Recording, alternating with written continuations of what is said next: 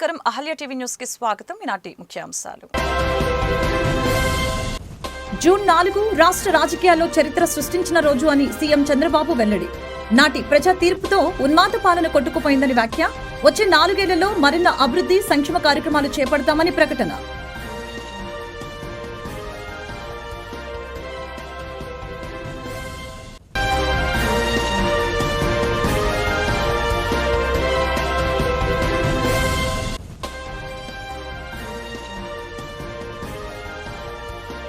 NDA కూటమి చారిత్రక విజయానికి ఏడాది పూర్తయిందని డిప్యూటీ సీఎం పవన్ కళ్యాణ్ వెల్లడి. జన సైనికులు, టీడీపీ, బీజేపీ కార్యకర్తలకు పవన్ కళ్యాణ్ ధన్యవాదాలు.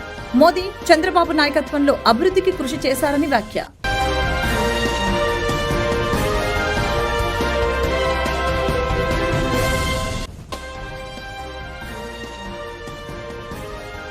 పోలీస్ అధికారిపై దూసుకు వెళ్లిన మాజీ మంత్రి అంబటి రాంబాబు. నేడు వెన్నుపోటు దినం నిర్వహిస్తున్న వైసీపీ, పోలీసులతో అంబటి రాంబాబు వాగ్వాదం.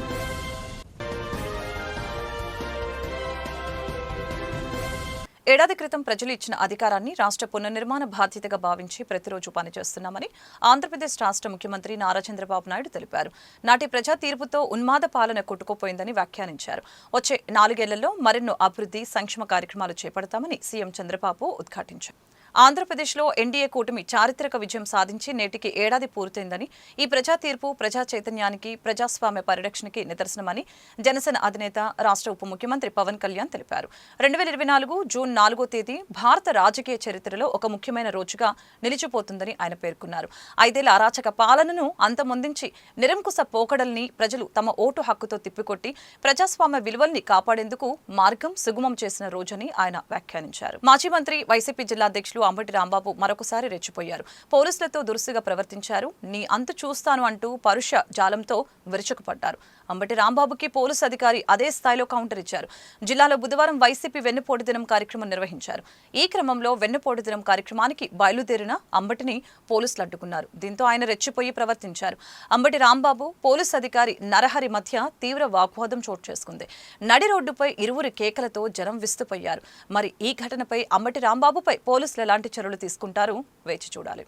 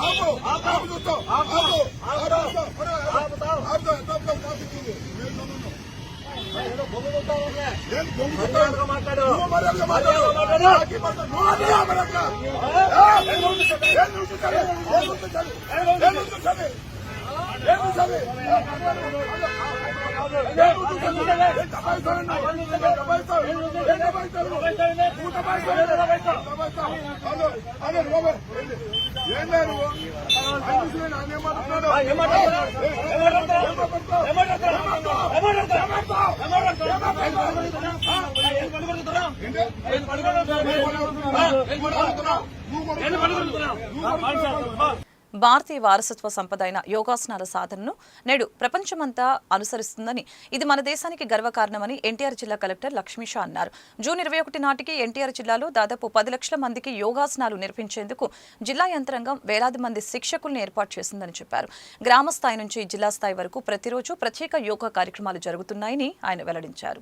ఈ రోజు 15వ రోజు ఎన్టీఆర్ జిల్లాలో బీఆర్టీఎస్ రోడ్లో యోగా కార్యక్రమం నిర్వహించడం జరిగింది. ఇక్కడ ప్రతి సెక్టర్ పీపుల్ని తీసుకొచ్చి ఇక్కడ యోగా చేయించి వాళ్ళకి యోగా ట్రైనింగ్ ఇవ్వడం జరుగుతూ ఉంది. ఈరోజు ఎక్స్ ఆర్మీ పర్సన్స్, అలాగే ఎక్స్ సర్వీస్ మెన్, అలాగే రిటైర్డ్ ఆఫీషియల్స్ని పిలవడం జరిగింది. చాలామంది వచ్చారు, చాలా ఉత్సాహంగా పాల్గొన్నారు.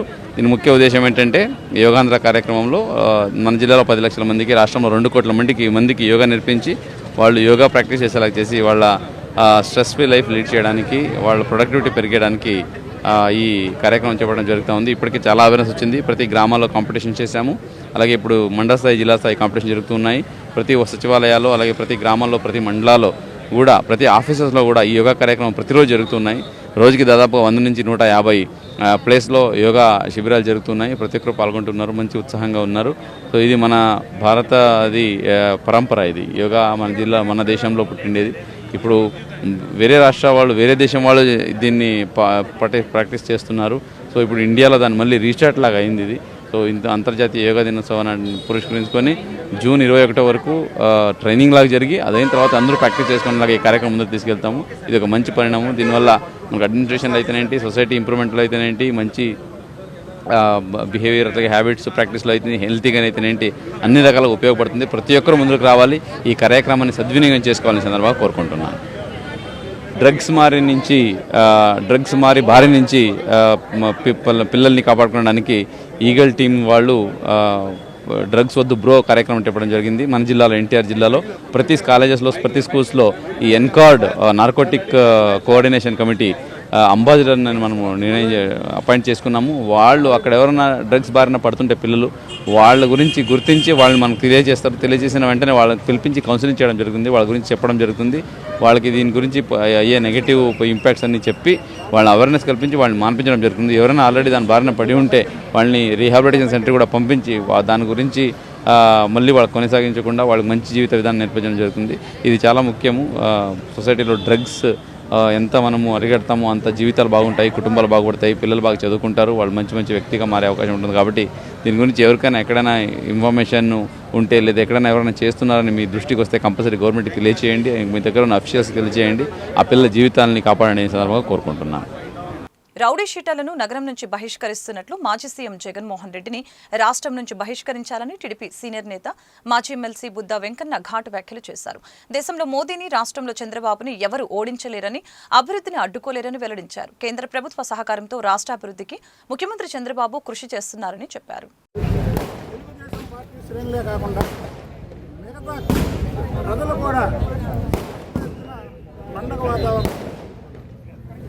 సందర్భంగా సంవత్సర పాలన వాళ్ళు ఈర్షకు ఏదో పేరు పెట్టుకొని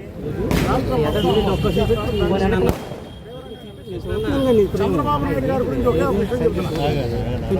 చంద్రబాబు నాయుడు గారు అనే వ్యక్తి రాజకీయ రంగంలో చరిత్ర సృష్టించగలరు, చరిత్ర తిరగరాయగలరు.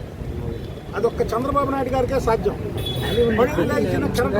చంద్రబాబు నాయుడు పట్టాభిషేకం కాబట్టి, పట్టాభిషేకం అయిన రోజు కాబట్టి ఆయన గురించి చెప్పాలి. భారతదేశంలో ఏ ముఖ్యమంత్రి కూడా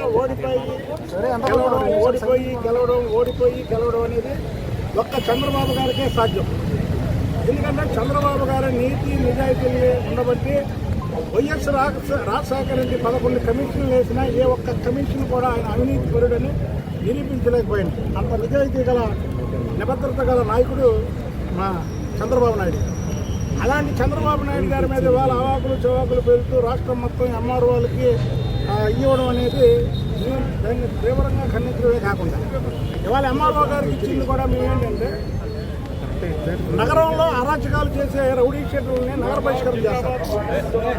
అలాగే రాష్ట్రంలో అరాచకాలు సృష్టిద్దామనుకుంటున్నటువంటి జగన్మోహన్ రెడ్డి ఎక్కడికి వెళ్ళి ఏం మాట్లాడుతున్నాడో తెలియట్లా. ప్రజల్ని విద్వేషాలు రెచ్చగొడుతున్నాడు, మతాలను రెచ్చగొడుతున్నాడు, కులాలను రెచ్చగొడుతున్నాడు. కాబట్టి ఇలాంటి అరాచక శక్తులు రాష్ట్రంలో ఉండడానికి వీల్లేదు.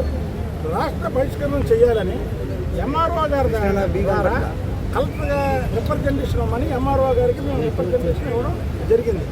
ఎందుకంటే జగన్మోహన్ రెడ్డి వారు వాళ్ళంతా ఇవాళ రాష్ట్రం అప్పుల భూమిలో ఉన్న చంద్రబాబు నాయుడు గారు 75 ఏళ్ళ వయసులో మరి కేంద్రంతో మాట్లాడి దాదాపు పోలవరానికి నిధులు కానివ్వండి, స్టీల్ ప్లాంట్ ప్రైవేటీకరణ అవ్వకుండా ఆపడం కానివ్వండి, అలాగే రాజధానికి నిధులు కానివ్వండి, అలాగే వైజాగ్లో కడపలో స్టీల్ ప్లాంట్ కానివ్వండి, ఇలాగ అనేక రకాలైనటువంటి కేంద్రంతో మాట్లాడి కేంద్రంతో బాగుండి వాళ్ళ కేంద్ర ప్రభుత్వం తెలుగుదేశం పార్టీ ఎన్డీఏలో ఉండి మరి ఎన్డీఏలో తెలుగుదేశం పార్టీ మెజార్టీతో అక్కడ పరిపాలన సాగిస్తున్నా సరే ఎన్ని సమన్వయంతో అటు మోడీ గారు కానీ, ఇటు పవన్ కళ్యాణ్ గారు కానీ చంద్రబాబు నాయుడు గారికి పూర్తిగా సహకరిస్తూ రాష్ట్రాన్ని అభివృద్ధి బాటలో తీసుకెళ్తుంటే జగన్మోహన్ రెడ్డి దాన్ని అడ్డుకట్టేద్దామనే ఉద్దేశంతో రాష్ట్రంలో అరాచకాలు సృష్టిద్దాం అనుకున్నారు. కనుక మేము వాళ్ళ ఎంఆర్ఓ గారికి ఇచ్చే ఏంటంటే ముఖ్యంగా నగరంలో అరాచకాలు సృష్టించే రౌడీ షీటర్లను బహిష్కరించినట్టే రాష్ట్రంలో అరాచకాలు సృష్టిద్దామనుకుంటున్నటువంటి జగన్మోహన్ రెడ్డిని రాష్ట్రం నుంచి బయట రాష్ట్రాన్ని పంపించాలి. ఎందుకంటే అది తెలంగాణలోనే అలాగే బెంగళూరులోనే హౌస్లు ఉన్నాయి. చక్కగా అక్కడ ఉండి ఎంజాయ్ చేయమని పంపించేయాలని కమిటీ గారికి తెలుగుదేశం. పాత పద్ధతి ద్వారా రేషన్ ఇవ్వటం పట్ల రాష్ట్ర వ్యాప్తంగా లబ్ధిదారులు హర్షం వ్యక్తం చేస్తున్నారని పౌర సరఫరాల శాఖ మంత్రి నాదెండ్ల మనోహర్ స్పష్టం చేశారు. గత ప్రభుత్వం రేషన్ పంపిణీ కోసం కొత్తగా వ్యాన్లు తీసుకువచ్చి రేషన్ కోసం ఎదురు చూసే పరిస్థితి తీసుకువచ్చిందని చెప్పారు. కూటమి ప్రభుత్వంలో రేషన్ కోసం ఎదురు చూసే పరిస్థితి లేకుండా రేషన్ షాపుల ద్వారా సరుకుల్ని పంపిణీ చేస్తున్నామని తెలిపారు. ప్రజలందరిలో కూడా ప్రతి జిల్లా నుంచి వస్తున్న సమాచారం అద్భుతంగా సాగుతున్న ఈ రేషన్ సరఫరా 29,760 షాపుల ద్వారా ఈ కార్యక్రమాన్ని ప్రజలకి మరింత మెరుగైన సేవలు అందించే విధంగా ముందుకు తీసుకెళ్ళగలిగాం. ఈ 3 రోజుల్లో నిజంగా ప్రతి ఒక్కరు కూడా ఎంతో అద్భుతంగా సహకరించి కష్టపడ్డారు. మా డిపార్ట్మెంట్ తరఫున, రెవెన్యూ శాఖ తరఫున, ఫేర్ ప్రైస్ డీలర్లు అందరూ కూడా, రేషన్ షాప్ ఓనర్లు ఎవరైతే ఉన్నారు, యాజమాన్యం వాళ్ళందరూ కూడా మనస్ఫూర్తిగా చేసిన ఈ కార్యక్రమంలో ఇప్పటి వరకు మనకు వచ్చిన సమాచారం ఈ రోజు 3వ రోజు రాష్ట్ర వ్యాప్తంగా 62,14,000 కార్డుదారు కుటుంబాలకి మేము సరుకులు ఈ రోజున పూర్తి చేయగలిగాం. అంటే సుమారు 42.14% ఈ 3 రోజుల్లోనే వాళ్ళకి రేషన్ సరఫరా చేయగలిగాం. ఈ గతంలో ఎప్పుడు కూడా ఇటువంటి కార్యక్రమం జరగలేదు. అంత అద్భుతంగా ఈ కార్యక్రమాన్ని ప్రజల్లోకి తీసుకెళ్తున్నాం. ఇప్పుడే మీరు చూశారు, ఇంటింటికి కూడా వెళ్ళి ఎవరైతే వృద్ధులు 65 సంవత్సరాలు నిండిన వారు ఉన్నారో, ఎవరైతే ప్రభుత్వం నుంచి దివ్యాంగులుగా పెన్షన్లు తీసుకుంటున్నారో, దాదాపు 15,74,000 మందికి రాష్ట్ర వ్యాప్తంగా సరుకులు అందించే విధంగా మేము ఏర్పాట్లు చేశాం. ఈరోజు ఆ సంఖ్య కూడా దాదాపు 6 లక్షలకి చేరింది.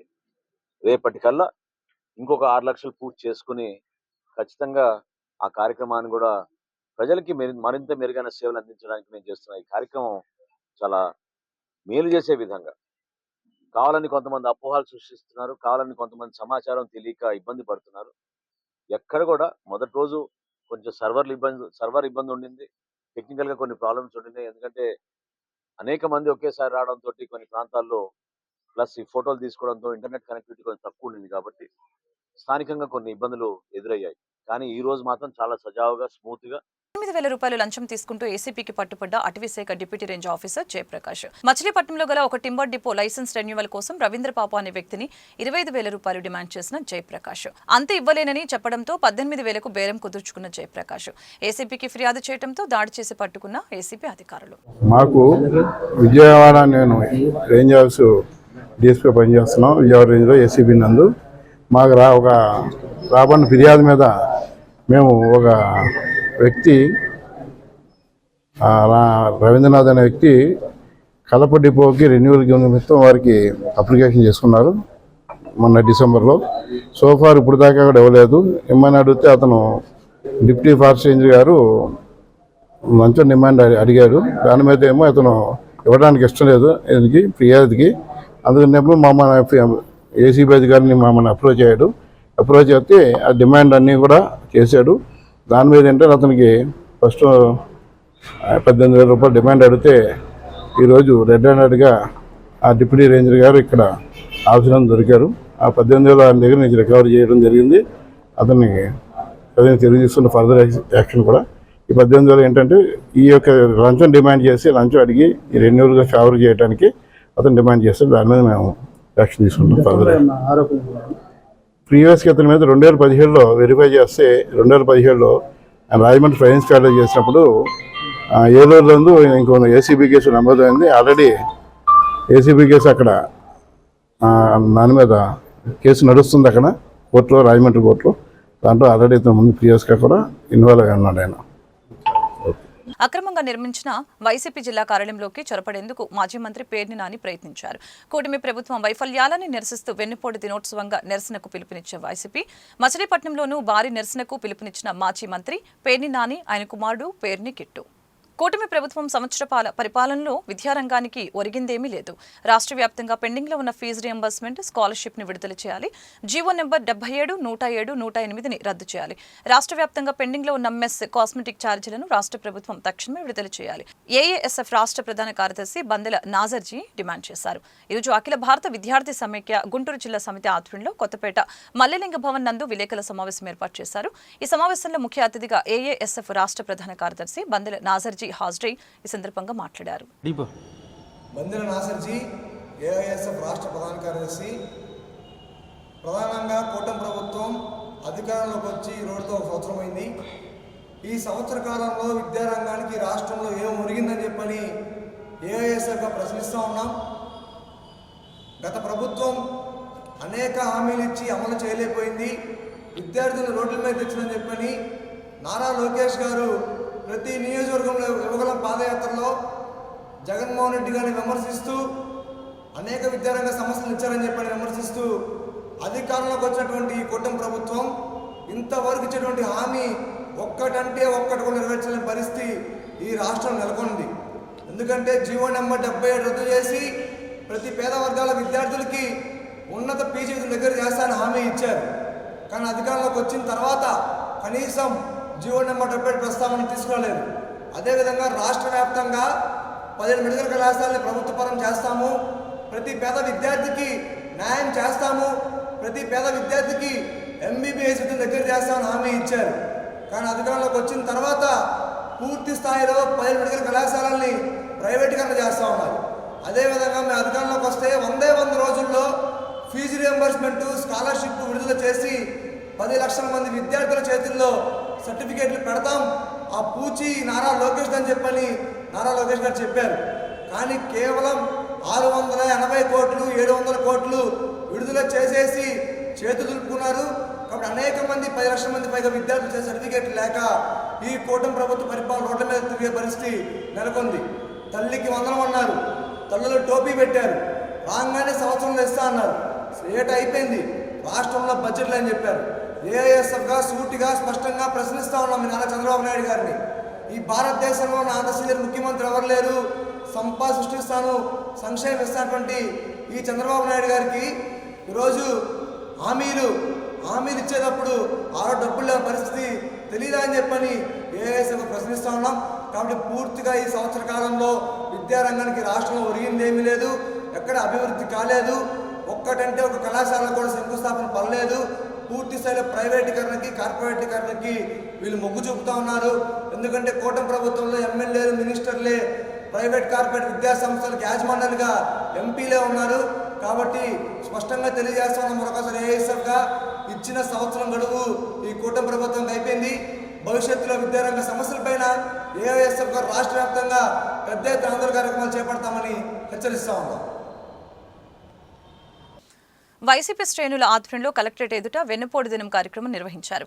ఎమ్మెల్సీ లేలాపిరెడ్డి మాట్లాడుతూ భారతదేశ చరిత్రలో అంబేద్కర్ రాజ్యాంగం ప్రకారం ప్రజలకు ఇచ్చిన వాగ్దానాలని విస్మరించిన ప్రభుత్వం కూటమి ప్రభుత్వం అని మండిపడ్డారు. 40 సంవత్సరాల అనుభవం ఉన్న ముఖ్యమంత్రి చంద్రబాబు నాయుడు పాలన గాలికి వదిలివేశారు. పోతుల మహేష్ మాట్లాడుతూ అబద్దాలతో ఓట్లు వేయించుకుని అధికారంలోకి వచ్చాక హామీలు మరిచినందుకు ఈ వెన్నుపోటు దినం కార్యక్రమం చేపట్టినట్లు తెలియజేశారు. భారతదేశ చరిత్రలో డాక్టర్ బిఆర్ అంబేద్కర్ రచించినటువంటి భారత రాజ్యాంగం ప్రకారం ఎన్నికలు జరిగిన తర్వాత ఎన్నికైనటువంటి ప్రభుత్వం ప్రజలకు ఇచ్చినటువంటి వాగ్దానాలను నెరవేర్చడంలో ఘోరంగా వైఫల్యం చెందినటువంటి ప్రభుత్వం తెలుగుదేశం పార్టీ, దాని కూటమి ప్రభుత్వంగా చరిత్రలో స్థిరస్థాయిగా నిలబడే పరిస్థితులు ఇవాళ ఈ రాష్ట్రంలో కనిపిస్తూ ఉన్నాయి.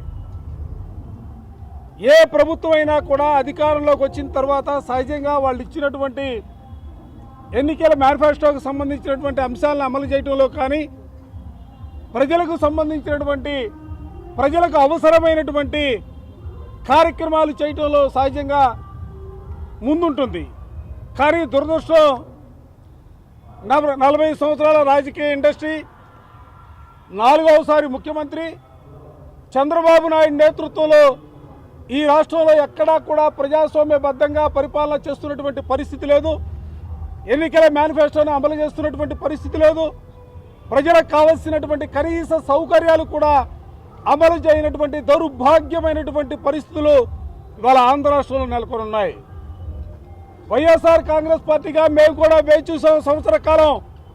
ఎందుకంటే ఎన్నికల ప్రణాళికలో 6 ప్యాక్ అన్నారు, 7 ప్యాక్ అన్నారు.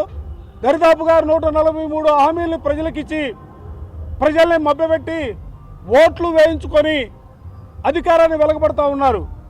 సహజంగా ఈ సంవత్సర కాలంలో మీరందరూ కూడా చూశారు, వైఎస్ఆర్ కాంగ్రెస్ పార్టీకి సంబంధించినటువంటి నాయకులు కానీ కార్యకర్తలు కానీ అనేక రకాలుగా అక్రమ కేసులు బనాయించి జైల్లో పెట్టినటువంటి వైనం కానీ రకరకాలుగా ఇబ్బందులు పెడుతున్నటువంటి పరిస్థితులు కానీ మనం చూసాం. ఇప్పటి వరకు కూడా ఏదోలే వైఎస్ఆర్ కాంగ్రెస్ పార్టీకి సంబంధించినటువంటి వాళ్ళని మాత్రమే ఇబ్బందులు పెడుతున్నారనే భావన మాత్రం కాదు. ఈ రాష్ట్రంలో ఓట్లు వేసినటువంటి ప్రజానికానికి కూడా ఇబ్బందులు పెట్టినటువంటి పరిస్థితులు, ఏ స్కీము రాదు, స్కాములు మాత్రం ఉంటాయి. ఏ ఒక్కరు కూడా ఉపయోగపడే కార్యక్రమాలు ఉండవు. కానీ కూటమి ప్రభుత్వానికి సంబంధించినటువంటి నేతలందరూ కూడా వేల కోట్ల రూపాయలు దోపిడీకి ఈ రాష్ట్రంలో పాల్పడుతున్నటువంటి పరిస్థితులు కూడా మేము చూసాం. అందుకే ఈ రాష్ట్రంలో జగన్మోహన్ రెడ్డి గారి నేతృత్వంలో వైఎస్ఆర్ కాంగ్రెస్ పార్టీ తెలుగుదేశానికి అనేక సందర్భాల్లో చెప్పడం జరిగింది. ఈ రోజున కూడా రాష్ట్ర వ్యాప్తంగా ప్రజల్ని వెన్నుపోటు పడిచినటువంటి ఈ ప్రభుత్వం బుద్ధి మారాలా, ప్రజారంజకమైనటువంటి పరిపాలన అందించాలా. ఈ రోజుతోనే ప్రభుత్వం మారుతుందని మా ఉద్దేశం కాదు. కానీ ప్రభుత్వ అధినేతల మనసుల్లో బుర్రల్లో మార్పు రావాలా. ప్రజాస్వామ్యం అంటే ప్రజలకు ఉపయోగపడే కార్యక్రమాలు చేయాలా, చేసిన వాగ్దానాలన్నీ కూడా అమలు చేయాలా, వాళ్ళకి తెలియజెప్పడం కోసం ఈరోజు 175 నియోజకవర్గాల్లో వైఎస్ఆర్ కాంగ్రెస్ పార్టీ వెన్నుపోటు దినాన్ని కార్యక్రమంగా తీసుకొని ముందుకు సాగితే రాష్ట్ర వ్యాప్తంగా కూడా ప్రజానీకం యావత్తు వైఎస్ఆర్ కాంగ్రెస్ పార్టీ శ్రేణులు మాత్రమే కాదు, ప్రజాస్వామ్యాన్ని కాంక్షించే ప్రజాస్వామ్యవాదులు, ప్రజా సంఘాలు, అనేక మంది మిత్రులందరూ కూడా రోడ్లపైకి వచ్చి ప్రభుత్వం పైన వ్యతిరేకత స్పష్టంగా సూటిగా చెప్పడం జరిగింది. నేను ఇవాళ మీ ద్వారా కూడా ప్రభుత్వానికి చెప్తా ఉన్నాం, ఇదేదో మీరు మా ఆషామాషాగా తీసుకుంటే రానున్న కాలంలో ప్రజలే మీకు తగిన బుద్ధి చెప్పే కార్యక్రమాలు ఉంటాయి. అడుగడుగునా కూడా ఇవాళ వంచనకు గురవుతున్నటువంటి వార్తలు ముగించే ముందు ముఖ్యాంశాలు మరొకసారి. జూన్ 4 రాష్ట్ర రాజకీయాల్లో చరిత్ర సృష్టించిన రోజు అని సీఎం చంద్రబాబు వెల్లడి. నాటి ప్రజా తీర్పుతో ఉన్మాద పాలన కొట్టుకుపోయిందని వ్యాఖ్య. వచ్చే 4 ఏళ్లలో మరిన్న అభివృద్ధి సంక్షేమ కార్యక్రమాలు చేపడతామని ప్రకటన.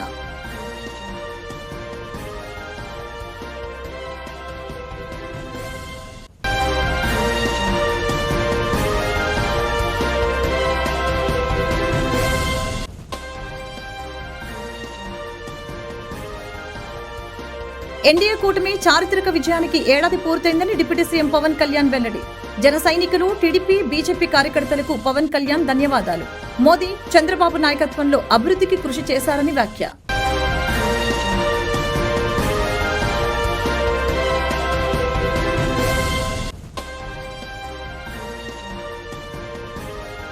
పోలీస్ అధికారిపై దూసుకు వెళ్లిన మాజీ మంత్రి అంబటి రాంబాబు.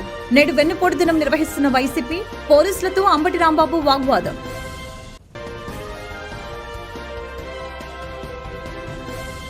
ఈ వార్తలు ఇంతటితో సమాప్తం. మరొక బులెటిన్లో మళ్ళీ కలుద్దాం. నమస్కారం.